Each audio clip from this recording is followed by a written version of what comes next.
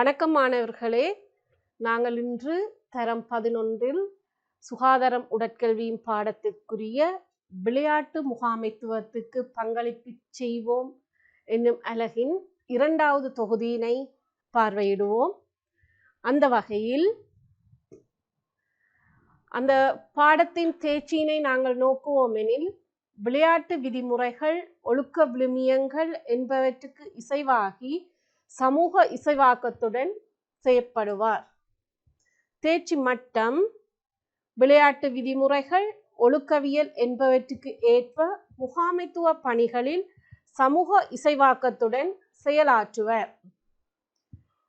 2வது தேர்ச்சி மட்டம் சமூக இசைவாக்கத்துடன் செயலாற்றியவாறு பாடசாலை இல்ல விளையாட்டு போட்டிகளை முகாமைத்துவம் செய்வர்.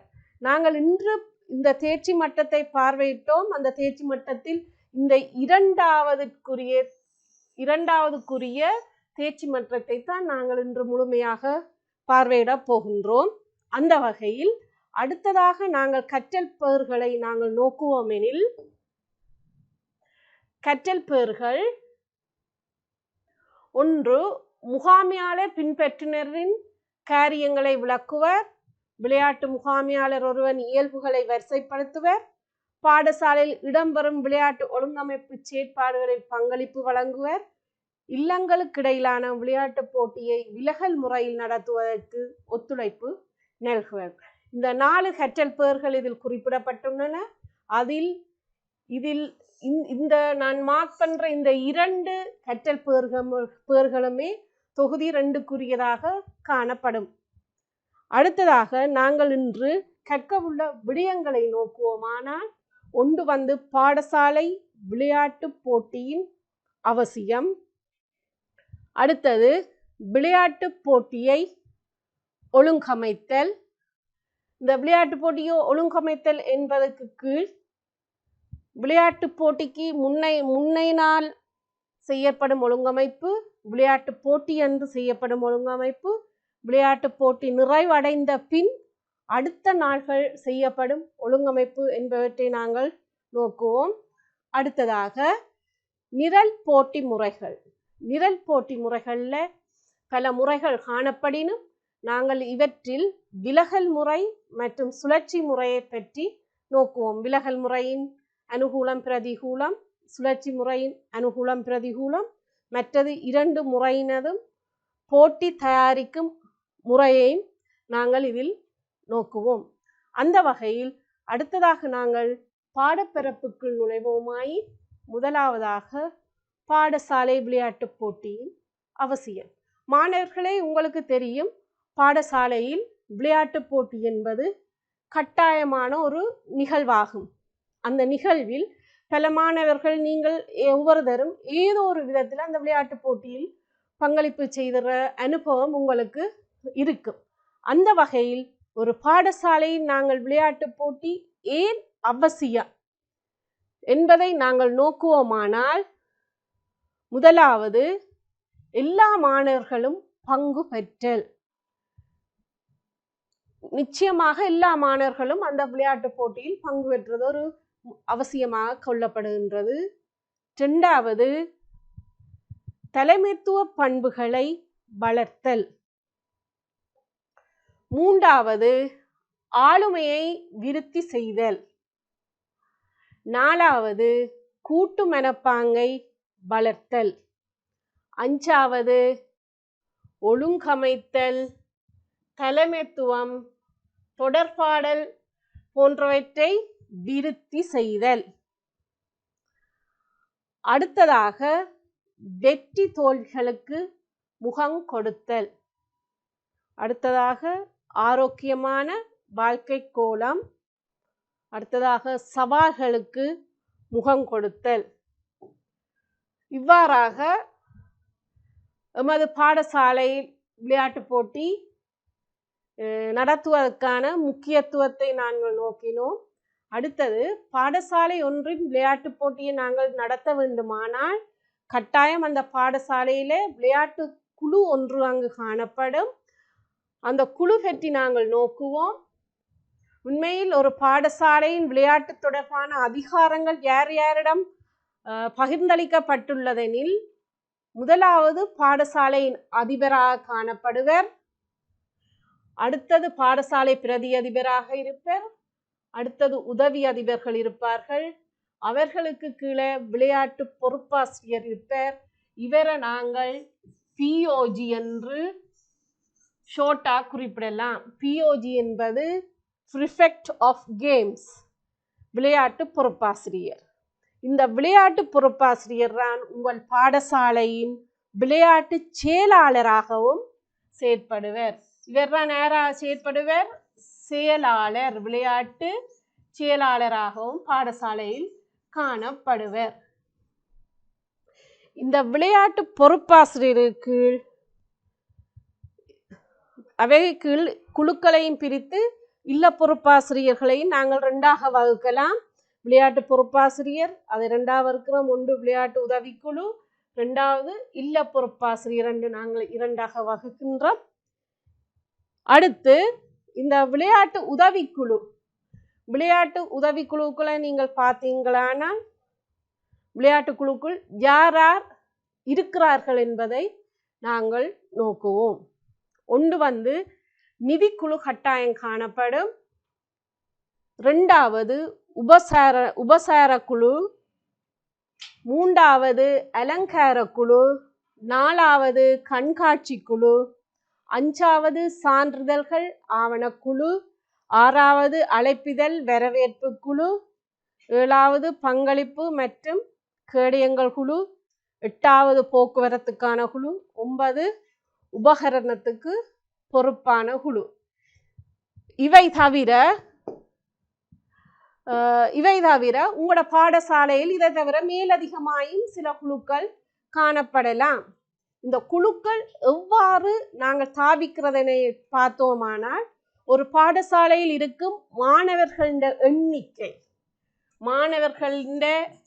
எண்ணிக்கையை வைத்துத்தான் நாங்கள் இந்த குழுக்களை அமைக்க வேண்டும்.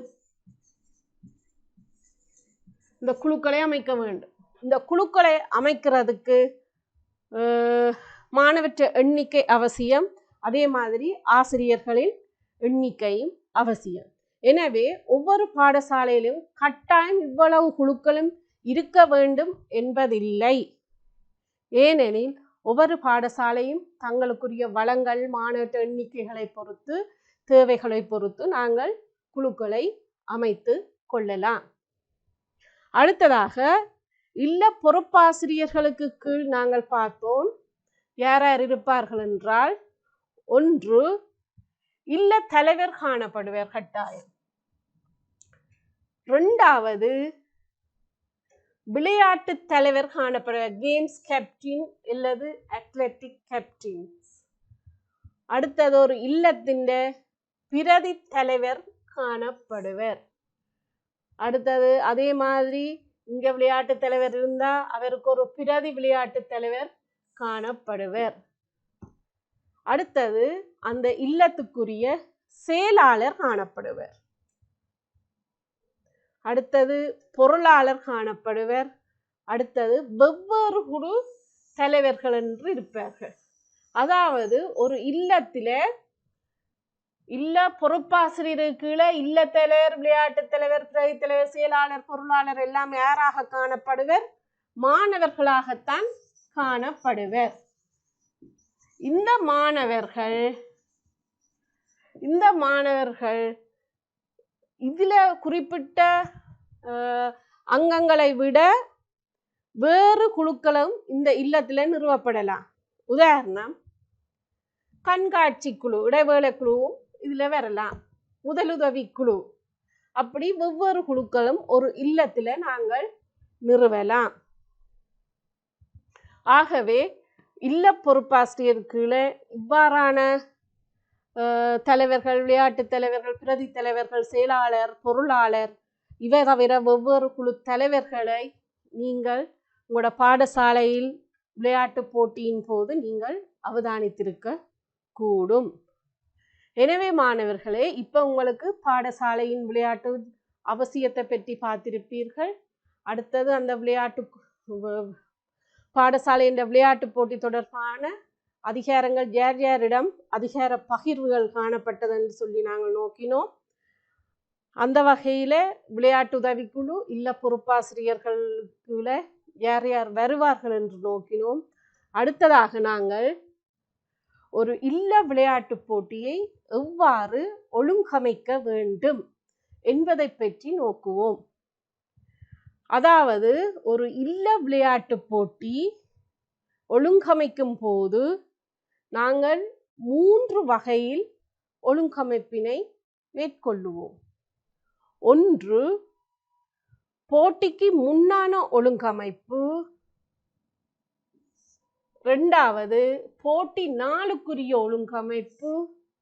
மூன்றாவது, போட்டிக்கு பின்னரான ஒழுங்கமைப்பு. அதாவது விளையாட்டு போட்டி நடைபெறுவதற்கு முதல் எங்களுக்கு சில வேலைகள் அங்கு காணப்படும்.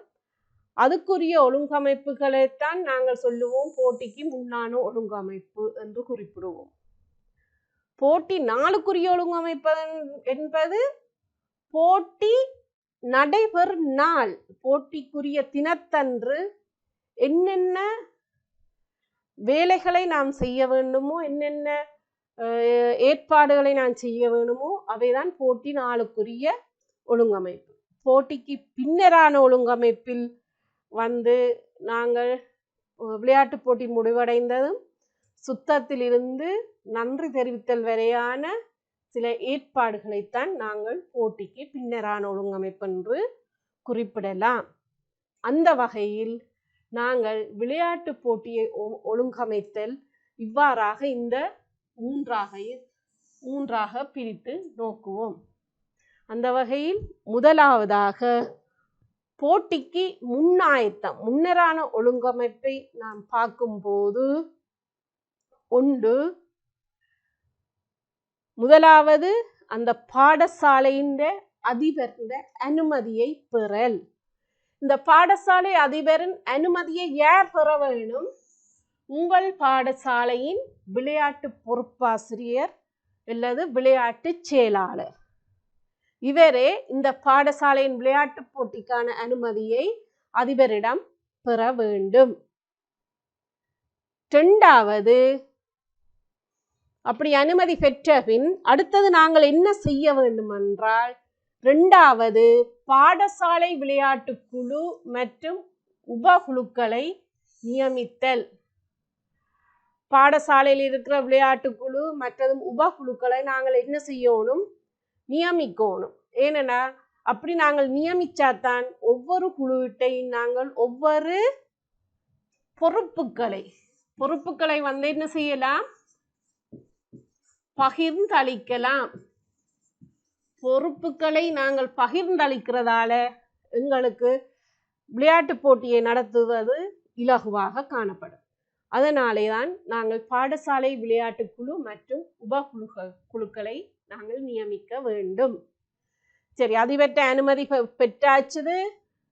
அடுத்தது விளையாட்டு குழு மற்றும் உபகுழுக்களை நியமிச்சாச்சு.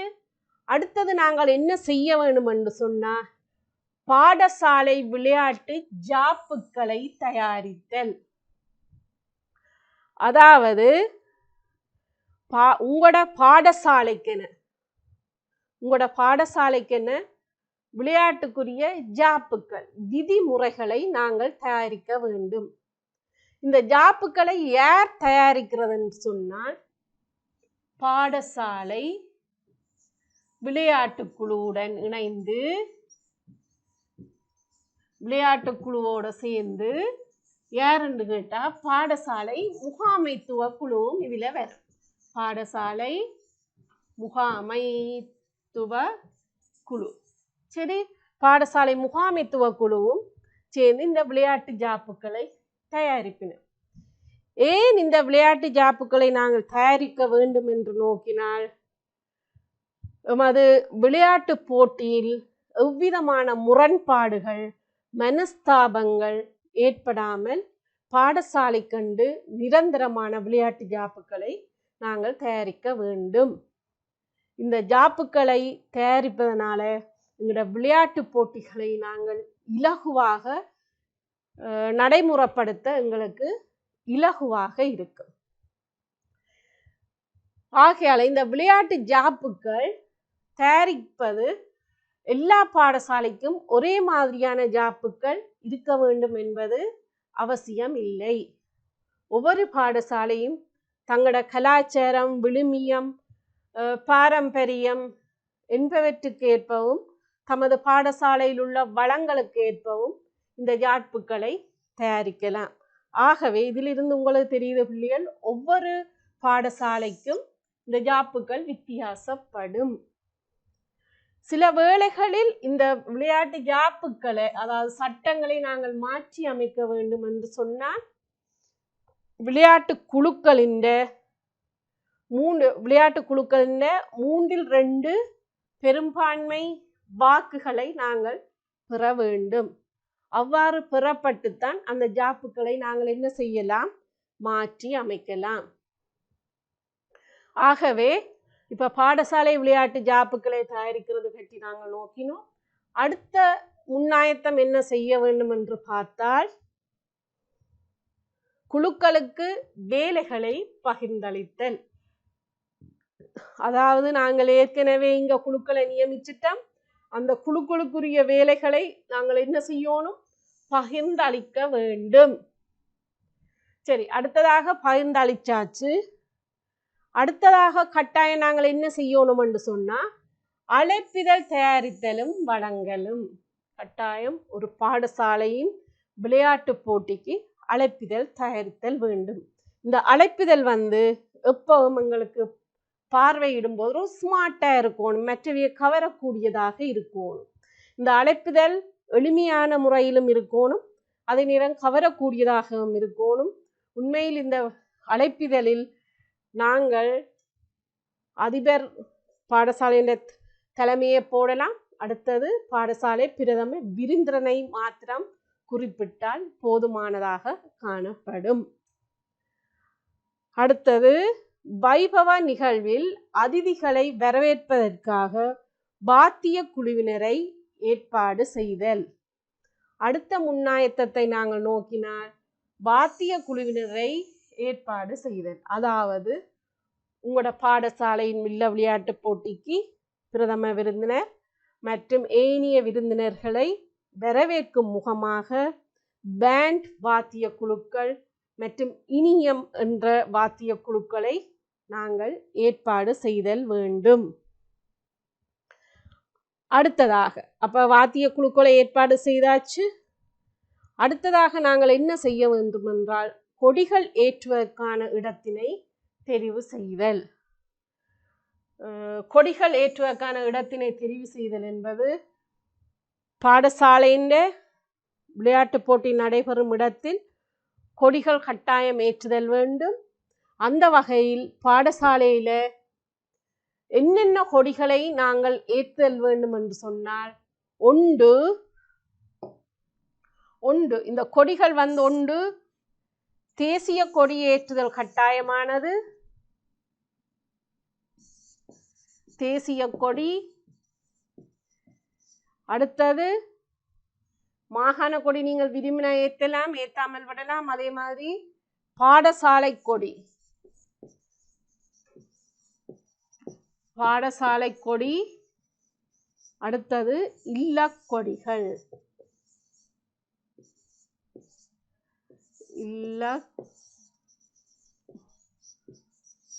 இல்லக்கொடிகள்.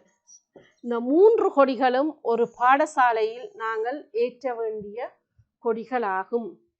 இவை தவிர, இந்த 3 கொடிகையின் தவிர சில பாடசாலையில் நீங்கள் அவதானித்து இருப்பீர்கள், பாடசாலையின் விளையாட்டு குழு அல்லது விளையாட்டு மன்றம், பாடசாலையின் விளையாட்டு குழு அல்லது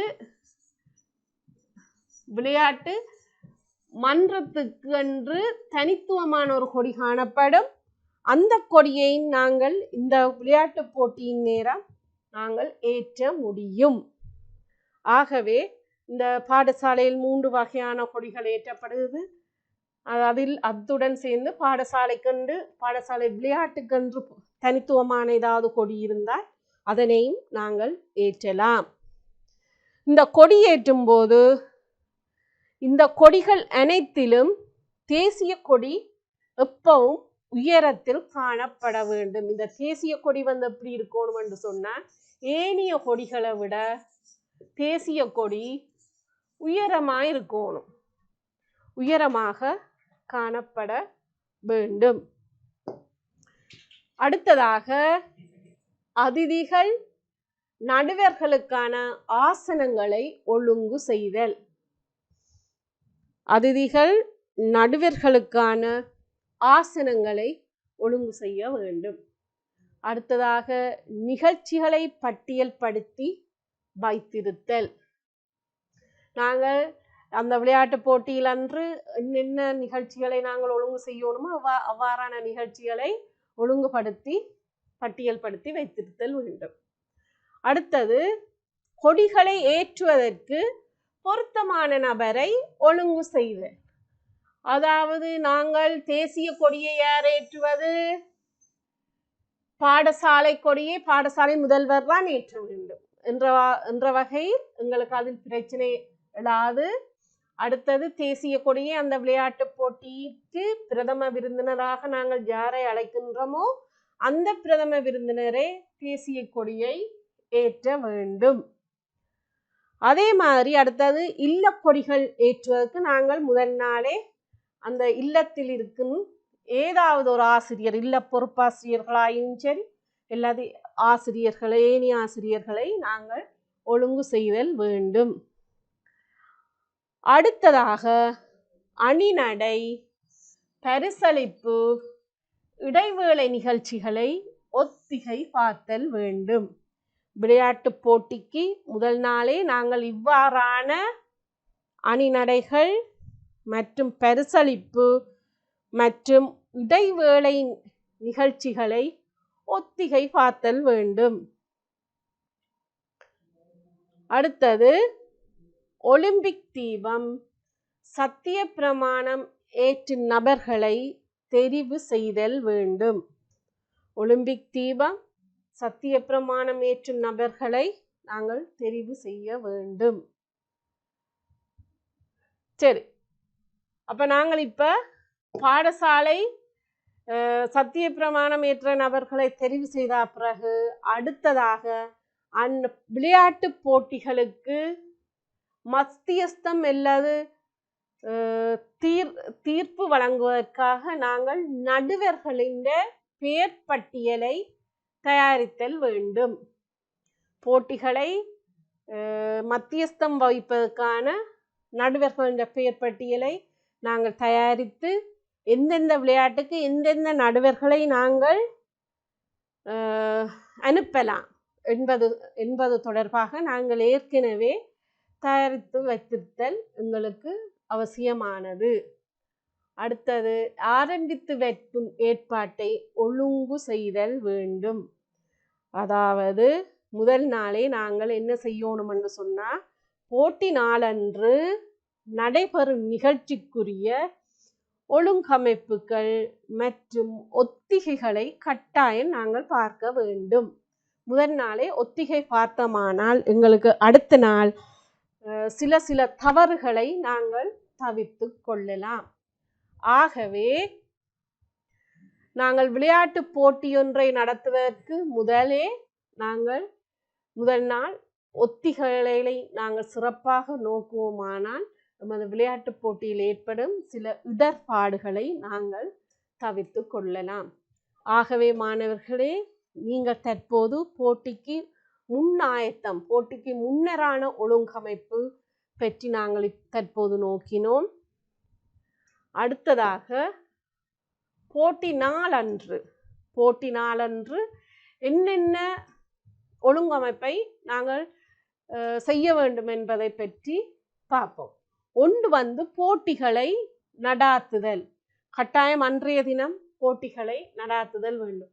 அதாவது நாங்கள் அன்றைய தினம் சில குறிப்பிட்ட நிகழ்ச்சிகளை மாத்திரம் நடத்துகின்றோம். அதாவது கூடுதலாக சுவட்டு நிகழ்ச்சிகள் எனும் போது 100 மீட்டர் 200 மீட்டர் அஞ்சலோட்டம் போன்ற சுவட்டு நோட்சிகளை மாத்திரம் நாங்கள் அன்றைய நாள் நடத்த வேண்டும். ஏனெனில் எங்களுக்கு எந்த விளையாட்டில் நேரம் குறைவாக காணப்படுகின்றதோ அந்த விளையாட்டினை நாங்கள் போட்டி நாள் அன்று நடத்துதல் வேண்டும். ஏனைய நீளம் பாய்தல், உயரம் பாய்தல் போன்ற மைதான நிகழ்ச்சிகள் ஏற்கனவே நாங்கள் நடத்தி அதுக்குரிய பெறுபேற்றை நாங்கள் வைத்திருத்தல் வேண்டும். அப்ப ஒன்று போட்டிகளை நடாத்துதல், இரண்டாவது உபகரணங்களை பரீட்சித்து உரிய இடத்துக்கு அனுப்புதல். அதாவது போட்டி நடத்துவதற்கு தேவையான உபகரணங்களை பரீட்சித்து அதுக்குரிய நபரை நாங்கள் நியமித்து அவர் அந்த உபகரணங்களை பரீட்சித்து எந்தெந்த இடத்துக்கு என்னென்ன உபகரணம் அனுப்ப வேண்டுமோ அந்தந்த இடத்துக்கு உபகரணங்களை அனுப்புதல். அடுத்தது குழுக்களினால் செய்ய வேண்டிய வேலை திட்டங்களை நடைமுறைப்படுத்தல். அதாவது நாங்கள் ஏற்கனவே அங்க குழுவை நியமிச்சிட்டோம், அந்த ஒவ்வொரு குழுவுக்கும் ஒவ்வொரு பொறுப்புகளை நாங்கள் பிரித்து வழங்கி இருக்கின்றோம். அந்த பொறுப்புகளை நாங்கள் என்ன செய்யணும், நடைமுறைப்படுத்தணும். அப்ப அன்றைய நாள் ஒரு ஒழுங்கமைப்பில் ஒன்றாக வேலை திட்டங்களை நடைமுறைப்படுத்தல். அடுத்ததாக விளையாட்டு மைதானங்கள், கொடி கம்பங்கள், மேடை போன்றவற்றை பரிசீலனை செய்தல். விளையாட்டு போட்டி தொடங்குற அன்று தொடங்குவதற்கு சற்று முன்னர் கட்டாயம் நாங்கள் முதல் நாளே ஒழுங்கமைப்பு செய்திருப்போம். அந்த ஒழுங்கமைப்பின் பிரகாரம் எல்லாம் சரியாக உள்ளதா என்று நாங்கள் போட்டி ஆரம்பிக்கிறதுக்கு முதல் விளையாட்டு மைதானங்கள், கொடிக்கம்பம், மேடை போன்றவற்றை நாங்கள் கட்டாயம் ஒருக்கா பரிசீலனை செய்தல் வேண்டும். அடுத்தது ஆசனங்களை ஒழுங்குபடுத்துதல். ஆசனங்கள் விருந்தினருக்குரிய ஆசனங்கள், நடுவர்களுக்குரிய ஆசனங்கள், போட்டி அலுவலர்களுக்குரிய ஆசனங்கள் மற்றும் விளையாட்டு வீரர்களுக்குரிய ஆசனங்கள் என்பவற்றை நாங்கள் ஒழுங்குபடுத்தல் வேண்டும். அடுத்தது உபசரிப்பு நடவடிக்கைகள், பரிசில்கள், சான்றிதழ்களை தயார்படுத்தல். உங்களுக்கு தெரியும், உபசரிப்பு நடவடிக்கைகள் சிற்றுண்டிகள், விருந்தினர்களுக்குரிய சிற்றுண்டிகள், அவர்களை வரவேற்றல் போன்றவற்றை உபசரிப்பு நடவடிக்கைகள் என நாங்கள் குறிப்பிடலாம். அந்த வகையில் உபசரிப்பு நடவடிக்கைகள், பரிசில்கள், சான்றிதழ்கள், வெற்றி கிண்ணங்கள், கேடயங்கள் எல்லாத்தையும் நாங்கள் என்ன செய்யணும், தயார்படுத்தணும். ஏற்கனவே தயார்படுத்தி வைத்திருத்தல் வேண்டும். இறுதியாக என்ன, பரிசளிப்பு மற்றும் இறுதி வைபவத்தை நடாத்துதல். பரிசளிப்பு மற்றும் இறுதி வைபவத்தை நடாத்துதல். ஆகவே பிள்ளைகளே, இப்ப போட்டி நாள் ஒழுங்கமைப்பு, போட்டி நாள் அன்று என்னென்ன ஏற்பாடுகள் நாங்கள் செய்ய வேண்டும், எவ்வாறு நடைமுறைப்படுத்த வேண்டும் என்பதை நாங்கள் தற்போது பார்வையிட்டோம். அடுத்து போட்டிக்கு பின்னரான ஆயத்தம். போட்டிக்கு பின்னரான ஆயத்தம் ஒழுங்கமைப்பு, அதாவது போட்டிக்கு பின்னரான ஒழுங்கமைப்பை நாங்கள் நோக்குவோமானால், போட்டி நிறைவடைந்த பின் அடுத்த நாள் மைதானத்தையும் பொருட்களையும் மீள ஒழுங்கமைத்தல். அதாவது மைதானம் மற்றும் மைதானத்து பாடசாலையில் இருந்து நாங்கள் மைதானத்துக்கு கொண்டு போய் சென்ற பொருட்களையும் மீள நாங்கள் ஒழுங்கமைக்கணும். அதாவது மைதானத்தை துப்புரவு செய்தல், பொருட்களை அந்தந்த உரிய இடத்துக்கு அனுப்பி வைத்தல், அதனை ஒழுங்கமைத்தல் என்பது முதலாவது ஆக இங்கு காணப்படும். அடுத்தது விளையாட்டு போட்டிக்கான வரவு செலவுகளை அறிக்கைப்படுத்தல். விளையாட்டு போட்டி ஒன்ற வரவு செலவுகளை நாங்கள் என்ன செய்யணும் என்று சொன்னா அறிக்கைப்படுத்தணும். விளையாட்டு போட்டியில், அதாவது ஒவ்வொரு அந்த விளையாட்டு குழுவில் கட்டாயம் ஒரு பொருளாளர் இருப்பார். ஒவ்வொருவரும் தமக்குரிய செலவுகள் முடிந்தபின் அந்த செலவுக்குரிய விவரங்களை யாரிடம்? அந்த விளையாட்டு குழுவின் பொருளாளரிடம் ஒப்படைத்தல் வேண்டும்.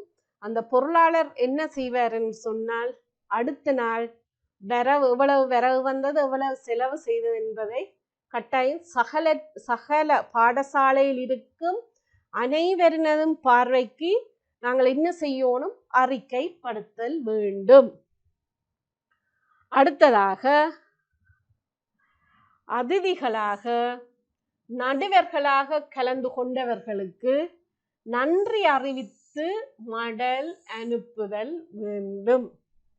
அநேகம் ஒவ்வொரு பாடசாலையிலையும் நாங்கள் எடுத்து நோக்கினால் இந்த செயற்பாடு நடைபெறுவது மிகவும் குறைவாக காணப்படும். ஏனெனில் அந்தண்டு வந்த நாங்கள் என்ன செய்வோம்? நடுவர்களாக அந்தண்டு நிற்கிறாக்களே நாங்கள் உடனடியாக ஜட்ஜ் பண்ண அனுப்புகிறோம். பிறகு அவர்களை பற்றி கருத்தில் கொள்வது மிகவும் குறைவு.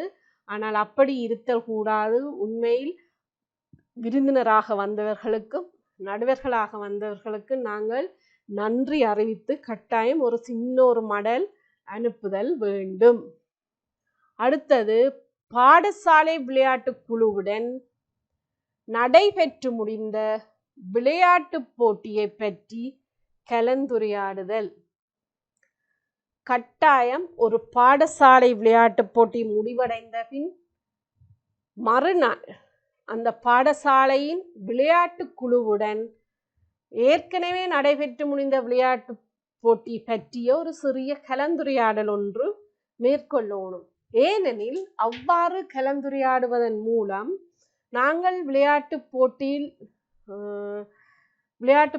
எம்மை அறியாமல் சில தவறுகளை நாங்கள் செய்திருந்தாலும் அல்லது சில விடயங்கள் விடுபட்டு இருந்தாலும் அவ்வாறான விடயங்களை சீர் செய்யக்கூடியதாக இருக்கும். அடுத்த முறை விளையாட்டு போட்டிகளில் சில பிரச்சனைகளை எங்களால் சீர் செய்யக்கூடியதாக காணப்படும். அத்துடன் அடுத்த தடவை நடைபெறும் விளையாட்டு போட்டியை இம்முறையிலும் விட மிகவும் சிறப்பாக நடத்தப்படக்கூடியதாகவும் இருக்கும். ஏனெனில் கட்டாயம் இதனாலேயே ஒரு விளையாட்டு குழுவுடன் நாங்கள் விளையாட்டு போட்டி முடிந்த பிறகு கலந்துரையாடுறதால எங்களுக்கு நிறைய நன்மைகள் கிடைக்கும். அடுத்ததாக அப்ப நாங்கள் தற்போது போட்டிக்கு பின்னரான ஒழுங்கமைப்பை பார்வையிட்டோம்.